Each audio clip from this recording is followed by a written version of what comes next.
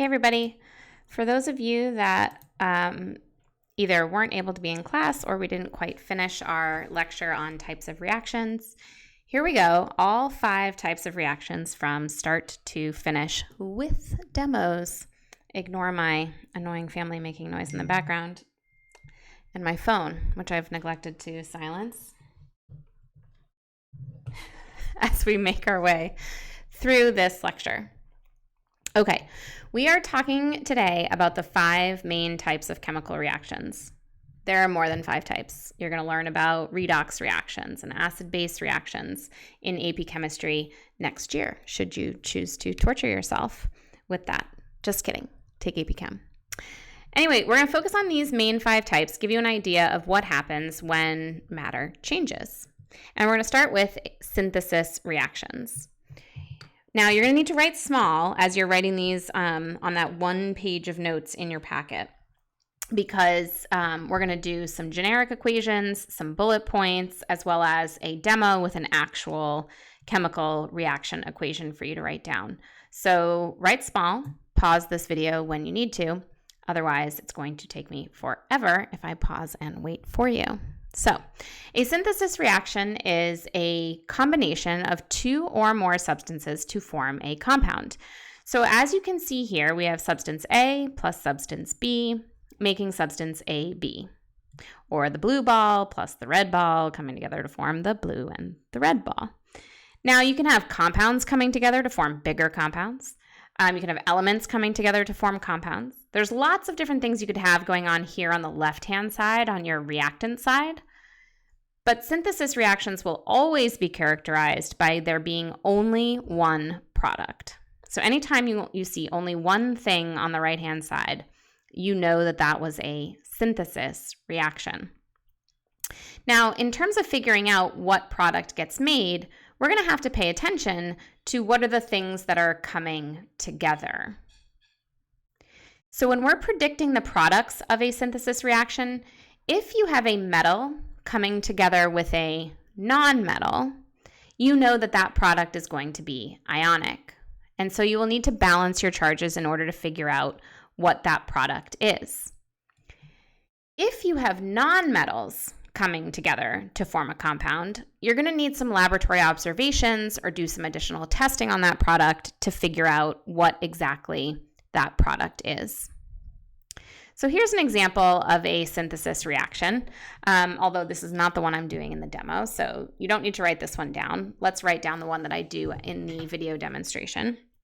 But just listen through as I talk through this one. If I look here, I see that I have aluminum metal here on the left and chlorine gas here on the right. Now, chlorine is a nonmetal, so a metal plus a nonmetal is going to make an ionic compound, an ionic product. So I'm going to need to balance the charges between aluminum and chlorine, and I get aluminum chloride. Then again, of course, I'm also going to need to balance this reaction overall in terms of the numbers of atoms, and that would result in a 2-3-2 set of coefficients.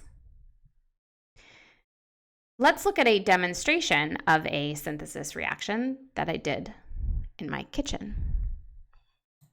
Okay, so what we're going to do here is the synthesis of magnesium oxide between magnesium metal, which I have here. You can see that it's a metal, it's shiny, it's malleable. If I had my conductivity tester, we could test its conductivity. We would see that it's conductive in the solid state.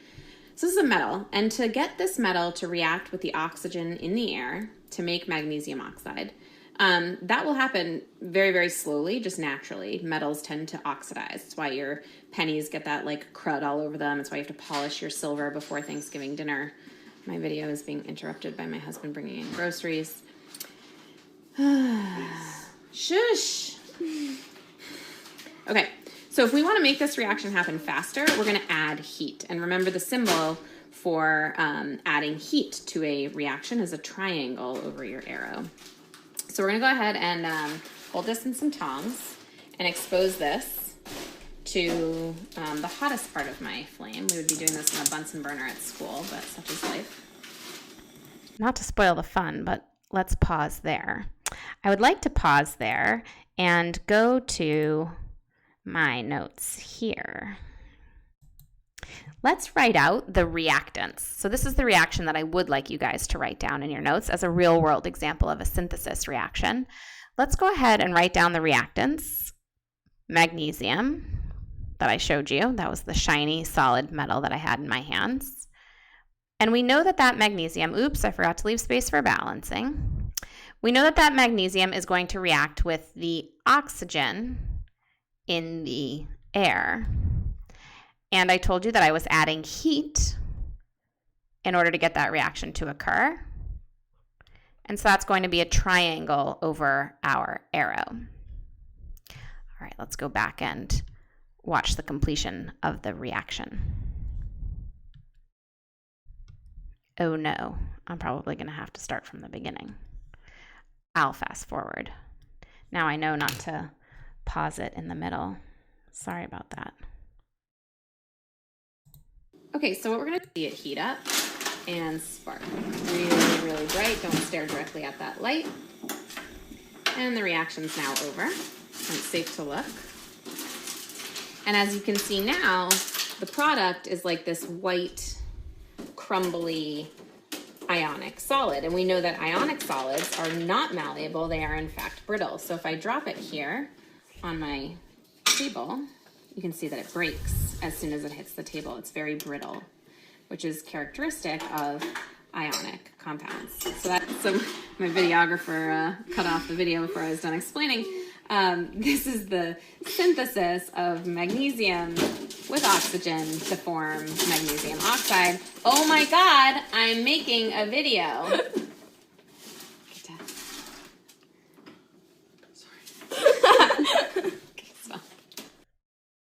My family is totally, totally ridiculous. Sorry about all that noise. Back to our smooth draw. Okay, so the formation of magnesium oxide is between a metal and a non-metal, which means I know that product is going to be ionic. So I need to balance the charges between magnesium, which makes a 2+ charge, and oxygen, which makes a 2- charge. So that's my formula right there. Notice I did not just smush together and make the product MgO2. No, that is not the product. Okay, bonds are broken and reformed. And the 2+ magnesium bonds with the 2- of the oxygen to make MgO. And based on our observations, that was a brittle ionic solid. Now we need to balance this reaction overall. So I'm going to need a 2 out in front here to balance my oxygens. And then a 2 out in front here to balance my magnesiums. And that right there is the synthesis of magnesium oxide. All right, let's move right along to decomposition, which is the opposite of synthesis. Back to our PowerPoint here. Decomposition reactions. You're going to recognize a reaction as decomposition when you see only one reactant. So versus synthesis, which had only one product, decomposition has only one reactant. And that one reactant will break down sometimes into elements, sometimes into smaller compounds. It's going to depend on what the reaction is. But it will always be characterized by just one thing, one reactant on the left-hand side. Now, in terms of predicting our products, if the product is binary ionic, meaning it is composed of 2 elements and 2 elements only, it will break down into the elements. There's nothing else for it to break down into. If you have sodium chloride and it's decomposing, it will decompose into sodium and into chlorine. However, if your ionic compound has a polyatomic ion in it, meaning it's a ternary ionic compound, or if it is a covalent compound, it can break down into lots of different things. And so again, we're going to have to use our laboratory observations to help us figure out what got formed. Let's look at a couple of examples together. Again, these are not the examples for our demo, so you don't need to write these out. Let's just take a look. Here we have potassium bromide, metal, nonmetal, only 2 elements. This would qualify as a binary ionic compound. So it's going to break down into potassium and bromine. Remember, bromine when it's by itself is diatomic. Balance this reaction overall with these 2's out in front. Now, we are going to do a demo with the decomposition of hydrogen peroxide. And I learned from my previous debacle showing you guys a video that if I pause in the middle and I gotta start over. So I think maybe what we'll do is we'll pause here and we will go to our smooth draw first, and then we will watch the video. So let's go ahead and switch over. And let's start off by writing our reaction, and then we'll watch the video. Decomposition of hydrogen peroxide. Hydrogen peroxide's formula is H2O2. Peroxide is a polyatomic oxygen ion. So this is ionic, but it has a polyatomic ion in it, so it would be considered a ternary ionic compound. So figuring out what it decomposes into is going to require some laboratory observations to help us. Now, the first thing I want to talk about is the state of matter for the hydrogen peroxide. The state of matter is aqueous. It is not a pure liquid. The hydrogen peroxide that I'm going to be using is 30% hydrogen peroxide, which means that it's 30% hydrogen peroxide and 70% water. The stuff you get in the grocery store is only 3% hydrogen peroxide. So when something is dissolved in water, we give a state of matter as aqueous. Now this reaction is very slow to occur. So to speed this reaction up, you're going to see me add a catalyst, potassium iodide. Now catalysts are written above the arrow because they are neither a reactant nor a product. They just make the reaction happen faster. Now there's a couple of things that hydrogen peroxide could break down into. It could break down into hydrogen and oxygen, water and oxygen, water and hydrogen. We'd have to do some tests on the products to figure out what they are. And lucky for you, your chemistry teacher knows what they break down into. Hydrogen peroxide naturally breaks down into water and oxygen gas.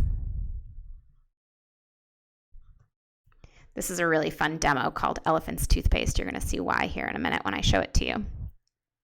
Now let's balance this reaction. On the left-hand side, I have 2 hydrogens, and on the right-hand side, I have 2 hydrogens.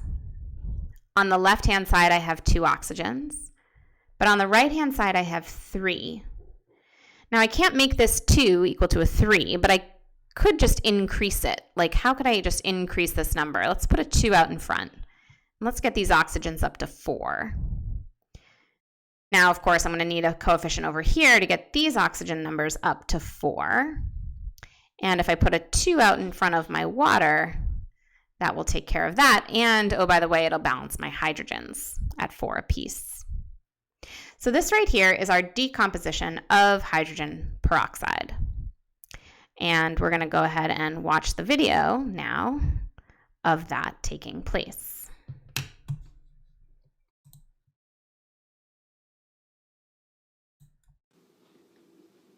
Okay, so this is the decomposition of hydrogen peroxide. Hydrogen peroxide is H2O2, and you may or may not be able to see here on this bottle, this is 30% hydrogen peroxide. This means that it is quite concentrated, actually. It's 30% hydrogen peroxide and 70% water. That might sound pretty dilute to you, but compare that to the stuff you get in the drugstore, which is 3% hydrogen peroxide. So this is 10 times more concentrated than the hydrogen peroxide that you would get in the store. Now, the possible things that hydrogen peroxide could decompose into would be hydrogen and oxygen, or perhaps water and oxygen, or maybe even water and hydrogen gas. And we'll have to use some laboratory observations to help us figure out what this is decomposing into. Now, the reason why hydrogen peroxide is in this dark colored bottle is because it naturally decomposes when exposed to light. So if we take a look at the graduated cylinder, let's look and see if we see any signs of decomposition or chemical change. Savannah doesn't think it's very exciting. And she's right, it's not very exciting. This reaction happens super, super slowly. So we can speed this reaction up by adding a catalyst. But before I even add the catalyst, I'm gonna go ahead and add some soap bubbles to this, or just some soap, so that when the gas or gases are released by the reaction, it will create some bubbles, which will just make the reaction a little bit more fun and exciting. So I'm gonna mix that soap in there a little bit. All right, now for our catalyst.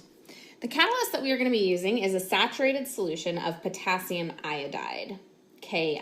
Now remember where we put catalysts over the arrow in our reactions. They are not a reactant or a product, so we do not include them in the reaction itself, but above the arrow. So we're just going to do a pipette full of our catalyst and see if we can't speed this reaction along. And there we go.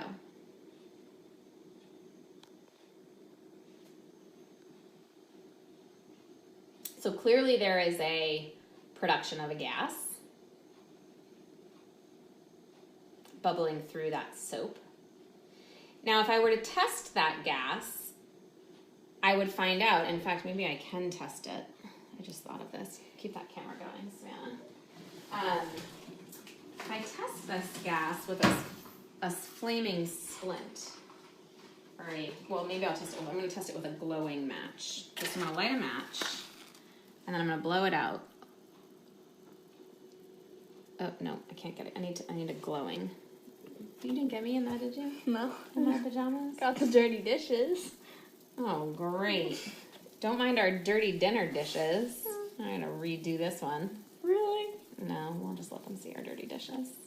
What was I trying to do? I was trying to show you guys that this gas is in fact oxygen gas, but I need like a glowing splint of some variety to show you that it either burns a little brighter in the presence of oxygen, or in fact you can relight. Sometimes you can relight glowing splints. Oh, that's not glowing. I don't have the right thing. I thought I could do it on the fly. I should have had a splint handy. I do not. Do you guys take my word for it? That's oxygen gas. But what about the hydrogen? Where's the hydrogen? Well, behind that big pile of soap bubbles is it's quite warm, actually. It's quite an exothermic reaction. Down in here, as we let this settle, you'll see that there's a liquid down here at the bottom of the graduated cylinder. And that liquid is in fact water. So this decomposition of hydrogen peroxide decomposes into water and oxygen gas. So in the lab that we're going to do, you guys, we're actually going to talk more about splint tests, had I had a splint handy. Flaming splints will go out in the presence of carbon dioxide gas. Glowing splints will relight in the presence of oxygen gas. That's what I was trying to show you with no success in that video. And flaming splints will pop or create a little mini explosion in the presence of hydrogen gas. So we're going to be using splint tests a lot to help us figure out what products are being made in these reactions. Excuse me. All right, moving on. Single replacement reactions are reactions characterized by one free element replacing its like element in an ionic compound. Now, what I mean by its like element is if the free element is a metal, it will kick out and replace the metal in the ionic compound. If this free element was a nonmetal, it would seek to replace the nonmetal in the compound. Think about it like this. Think about it as like there are two people dancing at the prom, right? There's a couple dancing at the prom. Couple BC is dancing at the prom. And in walks person A, who is like way, way hotter than person B. If that's the case, person C is going to be like, hey, I would rather be dancing with person A. And poor person B gets kicked out all by themselves. So these single replacement reactions are like one dancer taking the place, stealing the partner of another person dancing. Now, the dancing analogy works because this actually only takes place if this free element is hotter. Now, the chemistry word for hotter is more active or reactive than the element that it's seeking to replace. So think about it. Like if some really sketchy person walks in and asks you to dance, no, you're going to rather stay with your partner. But if some really hot person comes in and asks you to dance, you're going to give your partner the boot. You get what I'm saying. This is in reference to your activity series that I asked you guys to download. And so we're going to talk a little bit more about how the activity series works when we do our actual demo example. But for now, go ahead and write this generic example here. Free element kicks out its like element. That element is now all sad and by itself. And you balance your charges to create that new ionic compound. So this only takes place between free elements and ionic compounds. Let's look at a couple of examples. Again, this is not our demo. This is just another example for you to take a look at. Let's say we have iron reacting with copper sulfate. We would want to check on our activity series to see if iron, which is a metal, is higher on that activity series list than copper. If iron is above copper on that list, it's a more reactive metal, and in fact, copper will get kicked out. And iron is, in fact, higher than copper on the activity series. So we're going to see the copper get kicked out by itself, and now the iron is bonded to the sulfate. Now, in this case, everything had 2+ charges, so, it was very simple to balance our charges with a 2+ with a 2- over here. Let's look at another example. In this case, I hate how that thing keeps popping up. In this case, we're looking at bromine. Bromine is a nonmetal. So bromine is going to seek to replace the nonmetal chlorine in this compound. So for this one, you need to check the activity series for the halogens, the nonmetals, down at the bottom of your activity series that I gave you. This is a separate activity series for metals than it is for nonmetals. Is bromine higher on the list than chlorine?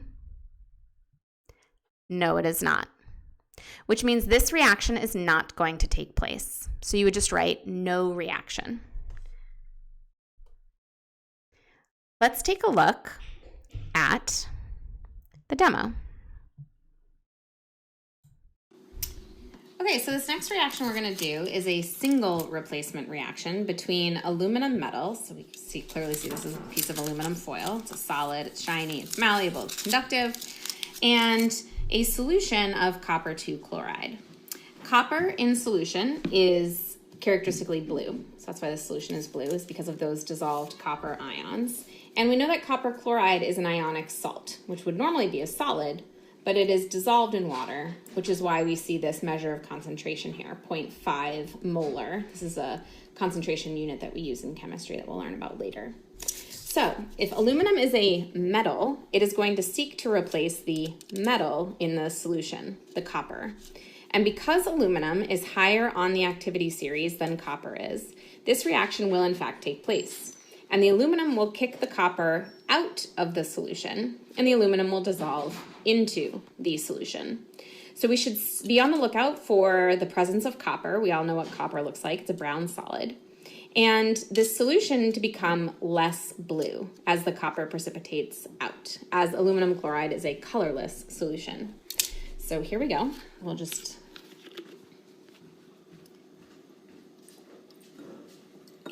some copper chloride here in our beaker, and we will add our sample of aluminum. Now you might want to get this one from above. There we go. And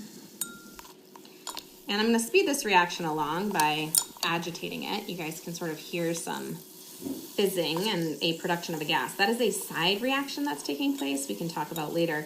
So don't focus on that bubbling. However, I would like you to notice that brown solid that is starting to form on the surface of the aluminum, and there it goes. It's actually starting to fall apart as the aluminum atoms dissolve in solution to become aluminum chloride, and the copper is precipitating out. So all of those chunks that you're seeing all throughout the beaker are copper atoms. And as this reaction goes to completion, as all of the aluminum reacts, you might notice, if you go to the side again, Sienna, you might notice that the solution is less blue than it was before. It looks kind of dark at the moment because of all of that copper that's floating around in there. But if we let this settle over time, you're going to see that the solution is in fact a little bit more clear in color than the original quite blue solution that it was at the beginning. So in summary, this is your single replacement reaction of aluminum with copper 2 chloride to form copper solid and aqueous aluminum chloride. You might have noticed as well there's some condensation there on the side of the beaker. This reaction is quite exothermic, as was the decomposition that we looked at. And some of that water that the copper chloride and then the aluminum chloride is dissolved in actually turns into water vapor and then condenses back down into liquid water on the sides of the beaker. Let's go to our smooth draw, my whiteboard here, and write that reaction out. So, single replacement reaction that we looked at was between copper, let's get the right pen color here, leave space for balancing, copper solid, and aqueous aluminum chloride dissolved in water. Now, we obviously knew that that reaction took place, but let's check our activity series to ensure that you guys, I totally wrote the wrong reaction. No. Those are my products. Ignore me, please. Good grief. Aluminum solid. Were any of you screaming at the video? Aluminum solid and copper 2 chloride. I knew as soon as I went to go talk about the activity series, I was like, copper's not going to replace aluminum. Duh, that's not the reaction that's happening. Aluminum is higher than copper on the activity series, and so copper is going to get kicked out of that reaction, or out of that solution, I should say, as copper solid. And the new solution that was forming was of aluminum chloride. And aluminum has a 3+ charge. Chlorine has a 1-. So this is going to be AlCl3. And in order to figure out the state of matter for the aluminum chloride, you're going to check your solubility rules. Now, depending on where we are in class, we may or may not have talked yet about solubility rules. The solubility rules tell you whether or not a substance can dissolve in water. So this ionic compound, if it is soluble, means that it can dissolve in water and will in fact be aqueous. Aluminum chloride is soluble. Some of these salts are insoluble and will precipitate out as solids. And in order to know that, you're just going to check those solubility rules that you printed out. So if you check your solubility rules, you would find that aluminum chloride is in fact soluble, and so that state of matter is going to be aqueous. Now, of course, we need to balance this whole reaction. And I've got 3 chlorines here and 2 chlorines there, so I need to get these to be equal to 6. So I'm going to need a 2 out in front there, and a 3 out in front there. So I'm going to need a 3 in front of my copper, and a 2 in front of my aluminum. This is what we would call a cation single replacement. And I called it cationic because a cation was replacing a cation. A metal with a positive charge was replacing the metal with the positive charge to be bonded to the nonmetal with the negative charge. Okay, back to our notes. if my mouse will agree with me.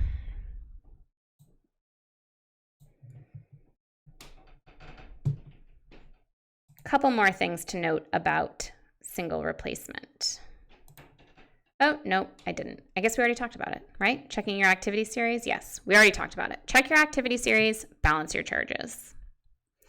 Okay, done with single replacement.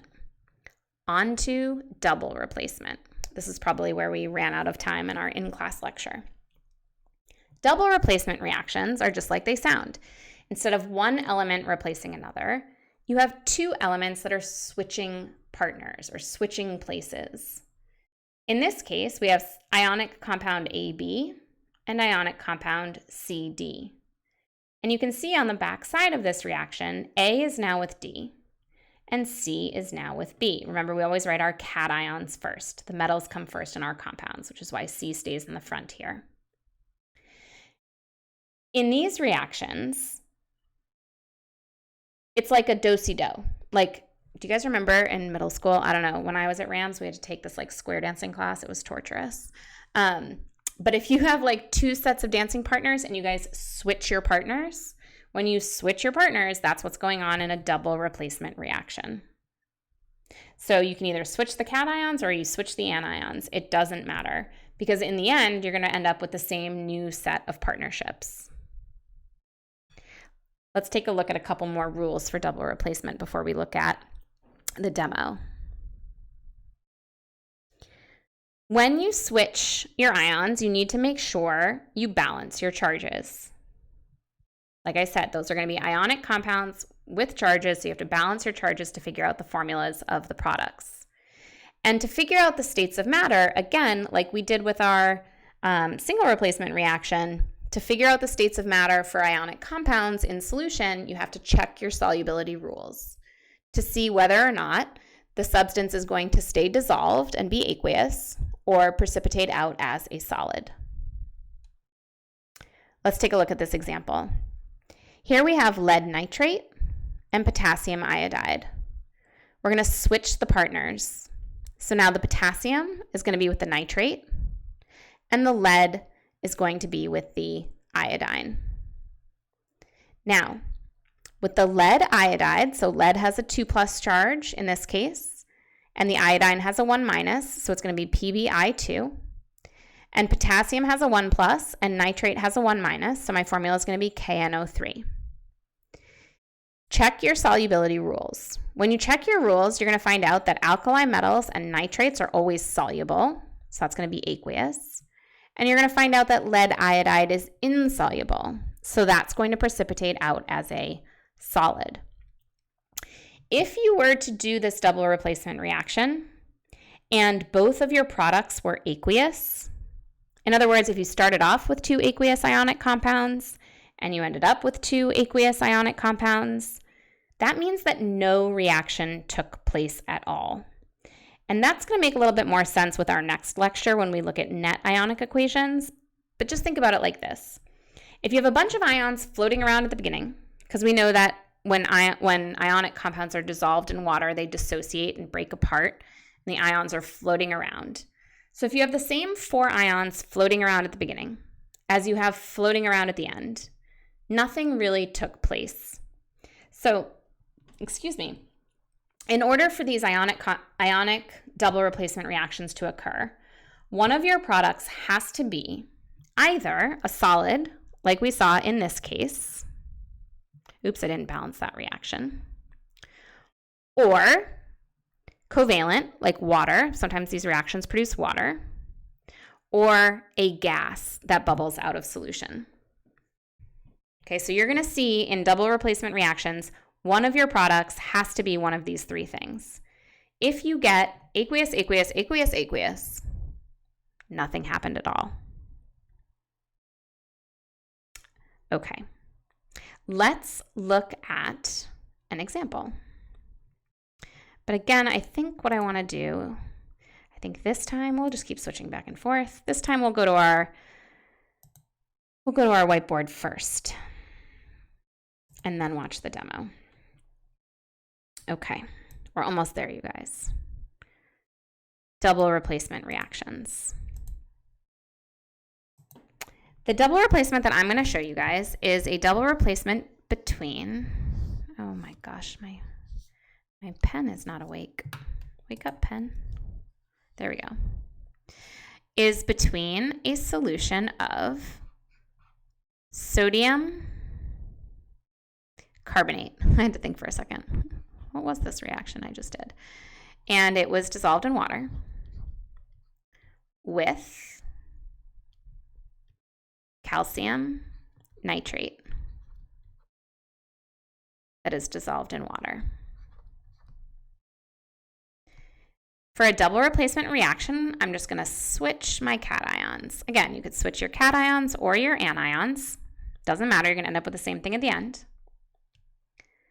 So now my calcium, which has a 2+ charge, is going to be bonded to my carbonate. Carbonate has a 2- charge. So that's my formula. And now my nitrate, nope, not nitrate. Oh gosh, you guys, it's late. I should not be making lectures this late at night. My sodium is going to be with my nitrate. Sodium has a 1+ charge.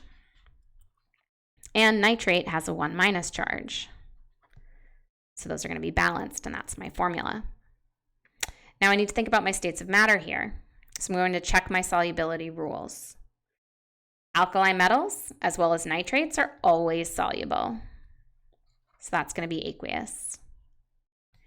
Carbonates tend to be insoluble. So that's going to be a solid. The only time carbonates are soluble is when they are with alkali metals or ammonium. And so with that alkali metal over here, the carbonate is aqueous. As soon as the carbonate comes in contact with the calcium, it precipitates out as an insoluble solid. And so we should be able to see that happen when we watch the demo. Let's go ahead and balance this reaction though. We need a 2 out in front there for my sodiums, 2 sodiums, 2 nitrates, 2 nitrates, 2 sodiums, and we're good. That was pretty easy. All right, back to our demo. On the lookout for the precipitation of that calcium carbonate. Our next reaction is a double replacement reaction. So in these 2 small dropper bottles here, I have 2 dissolved ionic salts. This is calcium nitrate, and this is sodium carbonate. So both of these salts are soluble, which is why we cannot see them. Ew, there's some grossness floating around in there. My solution got a little moldy. Ignore that. You don't see any solid floating around in there, do you? No, those are 2 totally colorless solutions. Anyway, in a double replacement reaction, what happens with 2 soluble salts is an insoluble salt will form, and we will see a precipitate. Other types of double replacement reactions produce molecules or produce gases, but this one is in fact going to produce a precipitate. So let's go ahead and see what happens. I'm going to put one of these colorless solutions here in my test tube. Just focus there on the bottom of the test tube there, Savannah. Oh, where's that music coming from? I swear to God. You know, I tell my family that I'm filming and nobody cares. Nobody cares. And here is my second. Oh, it's coming from Dad's headphones. He's not even wearing them. Here we go, adding my second solution, and we're on the lookout for the formation of a precipitate, or an insoluble salt. And there we have it. The sodium ions and the nitrate ions have remained soluble, but the calcium ions and the carbonate ions have come together to form an insoluble solid. That right there, that white precipitate, is calcium carbonate, or chalk. Yummy. And finally, our last reaction, combustion reactions. Technically, combustion reactions, and I think I say this in the video, so I'm sorry if I'm repeating myself. Combustion reactions are the reaction of any substance with oxygen. We're going to focus on hydrocarbon combustion. So hydrocarbon combustion is the reaction of any carbon-hydrogen-based compound or an organic compound, anything with carbon in it is organic. These carbon-hydrogen compounds, when they react with oxygen, will always, always, always produce water and carbon dioxide. Those are the only products that they make when we're talking about complete combustion. And so there's all different types of carbon-hydrogen compounds. We'll look at a couple different examples throughout the course of this unit. And even in your home, you would find a bunch of different types of carbon-hydrogen compounds that you can burn. Don't go burning your houses down. But whenever you are burning these organic compounds in oxygen, you're always producing water and carbon dioxide. So let's take a look at a couple examples of combustion, and then we will balance a combustion equation. All right, guys, I've saved the most exciting for last. I know you've never seen a burning match before. Our last reaction of our 5 types that we're studying is combustion. Now, technically, combustion is the reaction of anything with oxygen. So like when the magnesium reacted with the oxygen in the flame in our synthesis, technically that's combustion. When iron reacts with oxygen and rusts, that's combustion. So that's one type of combustion. The combustion reaction that we're going to be focusing on is hydrocarbon combustion, which is when any form of a hydrocarbon or organic carbon hydrogen-based compound burns. And so a match made of wood burning is combustion. Combustion. That's the rear. Thank you. The natural gas burning in our stoves, or the propane burning in your camper stoves or outside in your grill, is combustion. Combustion. Or if you're lucky enough to have a stove, excuse me, in your living room, or like maybe you guys have a pellet stove, or maybe you just have a plain old fireplace, keeping you guys warm in these cold May evenings. This is also combustion. Combustion. My daughter is ridiculous. All right, you guys, we've made it to the end. What did I want to do? I wanted to balance a combustion reaction with you. So let's go ahead and switch back one last time to our whiteboard, or our blackboard, as the case may be. All right, combustion. Let's think about another type of combustion reaction. How about in your car? When you are running your car, you're combusting octane. Well, it's a mixture of like octane and ethanol, and maybe you have a hybrid vehicle, which is great. Maybe you have a totally electric vehicle where you're not burning any fuel whatsoever. You're running off of electricity. If you're just in a standard gasoline run vehicle, you are burning primarily octane, which is C8H18 in the liquid state. Actually, when it burns, it's dissolved with a bunch of other things. So if you wanted to call it aqueous, that would be fine as well. We'll just leave it as a liquid. That's bothering me. It's not a pure liquid. It's dissolved in a bunch of other stuff. We're going to just call it aqueous. But that means dissolved in water. I wonder if it's even burning in the gaseous state. Am I driving you guys absolutely bonkers? I know. It's like almost 11 o'clock at night. Don't mind me. We'll just go back to liquid. All right, what's it burning with? It's burning in the presence of oxygen. I know oxygen is a gas. Good job, Mr. Vera. What does it produce? These always produce carbon dioxide gas. This is why burning fossil fuels is problematic for the climate, because carbon dioxide is a greenhouse gas. It traps the heat coming in from the sun and is making our atmosphere warmer. And water vapor. All right, let's balance this bad boy.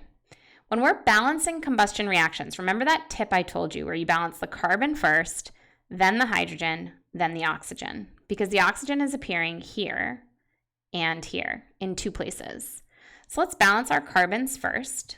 I'm going to need an 8 out in front. I got to get to 18 hydrogens.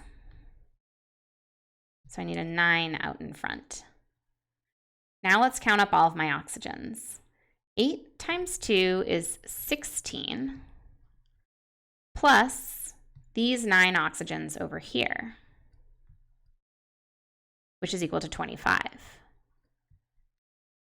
Now, you might be bothered by that because there's a 2 over here next to this oxygen. So like, how do I make this even number? How do I multiply something by 2 to equal 25? Like 25 doesn't divide by 2 evenly. That's okay. You can use a decimal if you want to. That might bother some of you guys. I'm going to move my plus sign over so I have a little bit more room here. You can multiply by 12.5. 12.5 oxygen molecules. And in fact, an AP will balance with halves all the time. If you don't like that half, 12.5 times 2 equaling 25, I mean, this reaction is balanced. But if you think that looks gross and you don't like it, you can multiply this whole reaction through by 2. And you could write the reaction as 2C8H18 plus 25 oxygens. Oops, I forgot my states of matter. 16 carbon dioxide molecules and 18 water molecules. This is okay, and that is okay. And there you have it, our final 5th reaction, the combustion of octane, hydrocarbon, reacting with oxygen to produce CO2 and H2O. Now you have enough information to go practice classifying reactions as one of these 5 types. Great job.